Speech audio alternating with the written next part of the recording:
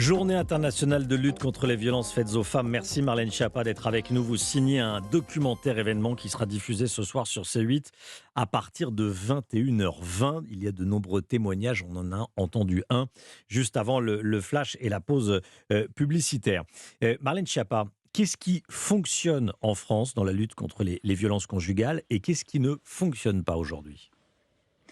Écoutez, je vais commencer par dire qu'il y a encore beaucoup de choses qui ne fonctionnent pas. C'est l'évidence, puisque nous avons encore tant de féminicides, trop de féminicides.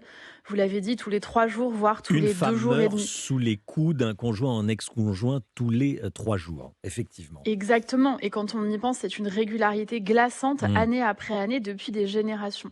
Maintenant, nous avons, depuis le Grenelle des violences conjugales, apporté des dispositifs qui permettent maintenant de mieux signaler ces violences conjugales. On a formé les policiers et les gendarmes à l'accueil dans les commissariats. On a créé une plateforme qui s'appelle arrêtonslesviolences.gouv.fr qu'on voit dans le documentaire où policiers et gendarmes répondent par chat 24 heures sur 24. Et puis on a créé des dispositifs de protection, un bracelet anti-rapprochement comme en Espagne, la déchéance de l'autorité parentale pour les hommes violents ou auteurs de féminicide. Et puis on a déployé des moyens, notamment pour que le 3919 fonctionne 24 heures sur 24 et qu'on ait maintenant des hébergements. Mais c'est un combat de société. La loi ne suffit pas. Il ne suffit pas de dire dans une loi, eh bien maintenant, on va mettre fin aux violences conjugales. Oui. Il y a un travail d'éducation, il y a un travail de prévention à mener et qui est mené par les professionnels de terrain tous les jours de l'année. Et ça, je veux le saluer. Amélie est avec nous, 21 ans, étudiante en droit à Brest. Bonjour Amélie. Bonjour, bonjour. Merci d'être avec nous dans Europe Midi. Vous dites une journée, ce n'est peut-être pas suffisant pour parler des violences faites aux femmes. Expliquez-nous.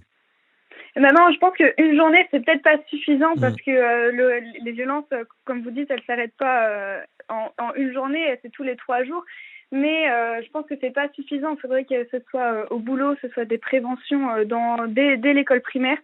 Peut-être par exemple par les policiers, les gendarmes directement pour éviter d'avoir un intermédiaire. Mais après, c'est toujours ça, j'ai envie de dire, d'avoir des affiches avec des phrases choc qui peuvent montrer et poser les limites, comme un petit pic de temps en temps qui pourrait paraître sous le ton humoristique, mais qui ne l'est finalement pas. Ouais. Et voilà, ça peut nous aider à poser certaines limites, mais c'est toujours pas suffisant. Marlène Schiappa, qu'est-ce que vous en dites ? Non, mais c'est un sujet extrêmement important, comment on alerte. Et ce matin, j'étais justement avec des entreprises et des associations pour voir comment, dans le monde du travail, on peut soutenir ces femmes. Parce que c'est quelque chose qu'on ne dit pas, les violences conjugales. Vous n'arrivez pas à la machine à café le lundi matin ou à la sortie de l'école quand vous allez chercher vos enfants, dire « Ah bah tiens, mais moi, ce week-end, mon compagnon m'a frappé, m'a tiré les cheveux, m'a menacé ». Ce ne sont pas des choses qu'on confie facilement.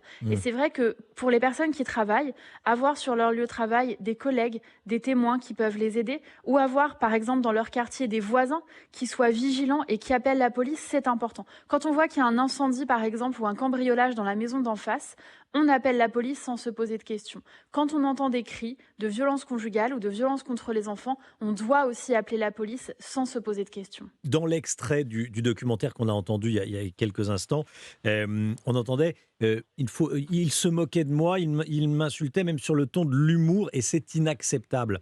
Même ça, c'est inacceptable, effectivement. Il faut y mettre fin. Quel est le signal d'alarme ? Qu'est-ce qui doit être comme effectivement, voilà, un signal d'alarme pour déclencher Eh l'appel au bien, 3919 ?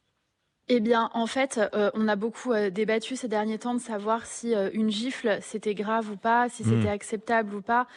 Moi, je pense que, bien évidemment, dès la première gifle, il faut pouvoir, se faire accompagner et je m'adresse aussi peut-être aux hommes qui écouteraient, Europe 1, aujourd'hui. Moi, je veux dire qu'il y a aujourd'hui des dispositifs de prise en charge des hommes auteurs de violences conjugales, que j'avais lancés notamment, certains pendant le confinement, pour dire que quand on ne sait pas gérer sa colère et qu'on ne sait s'exprimer que par la violence quand on vit des frustrations, il faut en prendre conscience et se faire accompagner pour ne pas détruire sa famille et pour cesser d'être violent vis-à-vis de ceux qui nous sont chers. Vous savez, c'est ce qu'il y a de plus terrible dans les violences conjugales, c'est qu'en fait, elles surviennent chez vous. C'est-à-dire, c'est pas dehors vis-à-vis d'inconnus, c'est dans l'endroit où vous êtes censé être le plus à l'abri, le plus protégé dans votre Oui. vie, par la personne souvent que vous aimez, ou en tout cas que vous avez choisie, avec laquelle vous avez fait votre vie. C'est ça qui est déchirant pour ces victimes. Marlène Schiappa. J'aimerais que vous écoutiez Isabelle. Bonjour Isabelle.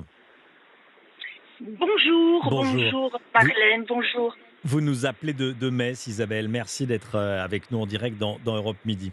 Vous aimeriez témoigner, et c'est ce que vous allez faire, en tant que maman d'une jeune femme qui subit toutes sortes de violences et qui aimerait s'en sortir. Racontez-nous. Eh bien, écoutez, voilà, moi je me pose quand même beaucoup de questions en tant que maman sur l'aide que je peux apporter donc à mon enfant, qui est une jeune femme qui subit énormément de pression psychologique. Voilà, Elle ce a quel sont des âge? Elle a violences. quel âge? Voilà, elle a 30 ans. C'est une jeune femme que nous avons toujours éduquée dans l'indépendance et l'autonomie. Et cela ne semble pas convenir actuellement à l'éducation patriarcale, je dirais, de certains hommes qui souhaitent avoir constamment le contrôle au point d'aller fouiller jusqu'à plusieurs mois en arrière les conversations, les faits et gestes, lui demande de rendre des comptes, d'avouer le sacrifice qu'il fait pour elle. Enfin, il a même un registre lexical extrêmement comment je vais dire, tendu, quelqu'un qui ne cesse de culpabiliser sans cesse ma fille pour qu'elle cède, en fait. Ils On sont en est là, ensemble quoi. depuis combien de temps? Or, depuis 3 ans, ça s'est bien passé la première année et petit à petit, effectivement, ça s'est installé. C'est un homme qui crie beaucoup, qui est capable de dire des choses très désagréables pour les regretter ensuite, mais qui n'a jamais balayé devant sa porte et qui refuse dans tous les cas de se remettre en cause puisque sa parole en tant qu'homme est universelle. Voilà où on en est, quoi. Ah oui. Et votre fille est malheureuse? Alors là, elle s'est beaucoup confiée, heureusement. Donc, moi, j'ai pris un petit peu les choses en main de mon côté. J'ai contacté le centre d'information sur le droit des femmes et de la famille de Moselle. J'ai récolté énormément de documentation que j'ai imprimée donc sur Internet. J'ai donc le violentomètre aussi.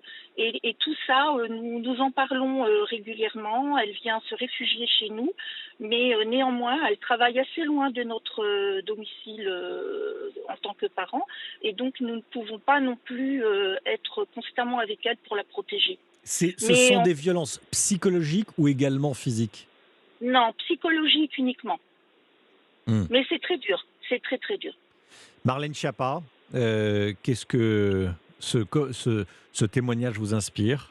C'est absolument, terrible, Isabelle, ce que vous nous racontez. J'ai envie de dire que votre fille, a la chance de vous avoir et d'avoir une mère en laquelle elle a suffisamment confiance pour pouvoir, parler de ce sujet. Pour les personnes, qui n'ont pas la chance d'avoir une famille avec laquelle ils se sentent suffisamment en confiance, il y a effectivement les associations. Vous avez parlé, du CIDFF, le Centre d'information du droit des femmes et des familles. Il y a le 3919, qui existe, qui est un numéro d'écoute et d'appel. Il y a aussi cette plateforme que j'évoquais, arrêtonslesviolences.gouv.fr, parce que je veux rappeler que les violences psychologiques sont des violences aussi. On ne parle pas d'une petite remarque ou d'une dispute de couple, on parle vraiment d'une forme de harcèlement. Vous savez, le harcèlement moral au travail, il est reconnu. Eh bien, le harcèlement dans le couple, il est reconnu quand la personne avec laquelle vous vivez dénigre tout ce que vous faites, exige de savoir ce que vous achetez, où vous êtes, vous géolocalise, prend votre code pour regarder votre téléphone ou même vos mails personnels, essaye de vous isoler de votre travail, de vos amis, de votre famille. Eh bien, tout cela, ça crée des faisceaux de ce qu'on appelle l'emprise. Et c'est aujourd'hui défini dans la loi. C'est une forme de violence qui, certes, ne fait pas de bleu, mais qui peut vraiment marquer, surtout quand il y a une entreprise de dénigrement, de dire tu n'es bonne à rien, tu es moche, personne ne voudra de toi, tes amis sont nuls, ta famille sont des beaufs, et de critiquer sans cesse ce que fait la personne. Donc ça, je tiens à dire que c'est grave aussi, et que très souvent, ça vient avant les violences physiques, puisque ça, c'est la stratégie de l'agresseur que d'isoler la femme pour ensuite faire en sorte qu'elle ne puisse pas appeler au secours. Merci beaucoup Marlène Schiappa d'avoir été avec nous dans Europe Midi.